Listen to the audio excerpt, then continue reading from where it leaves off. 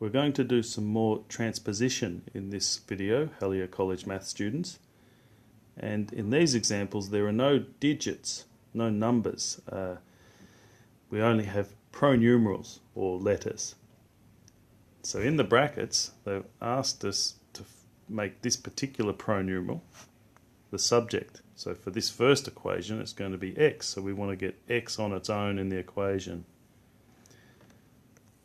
So once again, it's a game of opposites, only this time instead of adding and subtracting or multiplying and dividing numbers, we're doing that to the pronumerals. So we have the v and the f to take over to the left-hand side of the equal sign. Now, the question is, which one do we take over first, the v or the f? Now, excluding the c, which is on the other side of the equal sign, the letter which is furthest from x is the f, and my rule of thumb for explaining this is that you would work from the outside in, so get rid of the furthest one first. So let's get rid of f. Let's take that to the left hand side of the equal sign. So we're going to take that f over the other side. It becomes the opposite of plus f, which is minus f. So on the next line we have c minus f equals vx. Now that v is multiplying by x, so that goes over and does the opposite operation, which is divide. So we finish with x equals, and I know x is on the right hand side here, but I'm going to finish by switching it all around. X equals c take f on v. Now, if you finished with x on the, just had x on the right side, c take f on v equals x, that's okay. You can do that and I'll give you full marks on the test. So either way around is okay. Alright, so that one's done.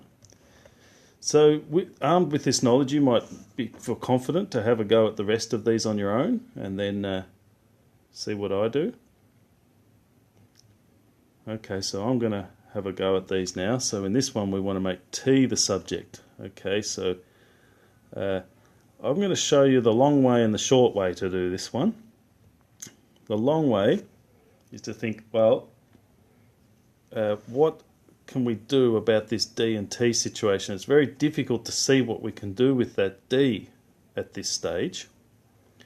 So let's do something with the t. So that'll involve the opposite of what t is doing now. Right now t is dividing, so t will go over and multiply. So we end up with t times s equals d. Now d is the subject, but we've been asked to make t the subject. So let's take that s over the other side, and s will do the opposite of what it's doing here, which is divide. So now t is the subject. T equals d over s. Now it's useful to know that if we go back to that original one, that original form of this equation, s equals d on t, whenever you have a pronumeral on the top and one on the bottom of a fraction, if you want the one on the bottom of the fraction to be the subject, you can just take this top one and put it on top on the other side. That works every time. So just one to consider. You can see how we end up with d over s like this. So that's the quick way to do it. Oops, I'll put that back. Okay, so last one over here. We're going to make t the subject, but here it's case sensitive. We want to make big T or capital T the subject, not little t. Okay, so think about what you might do. And the first thing is, let's take this lowercase t over the other side. It's dividing on this side, so over here it will multiply.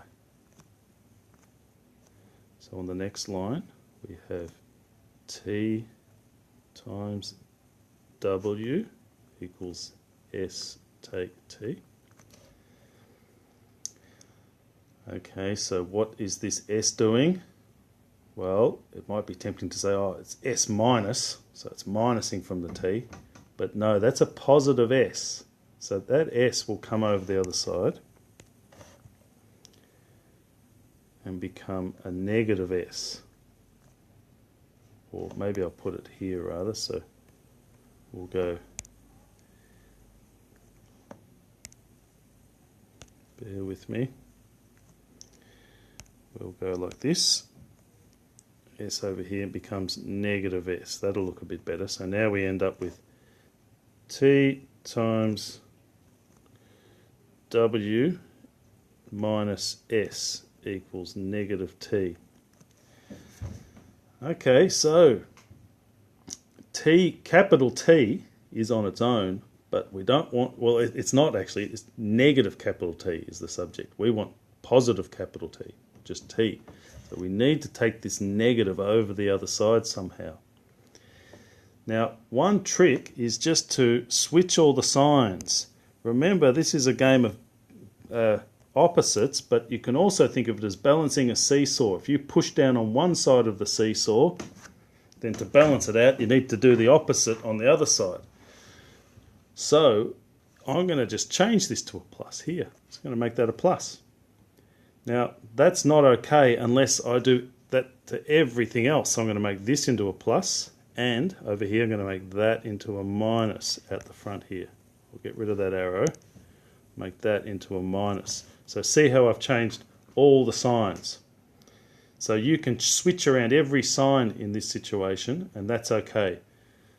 So we end up with big T equals S minus T times W, or if you ended up with this, T equals minus TW times W plus S, that's okay as well. Now these transposition questions can be tricky, but go ahead, look in the description of the video and have a go at some of the questions.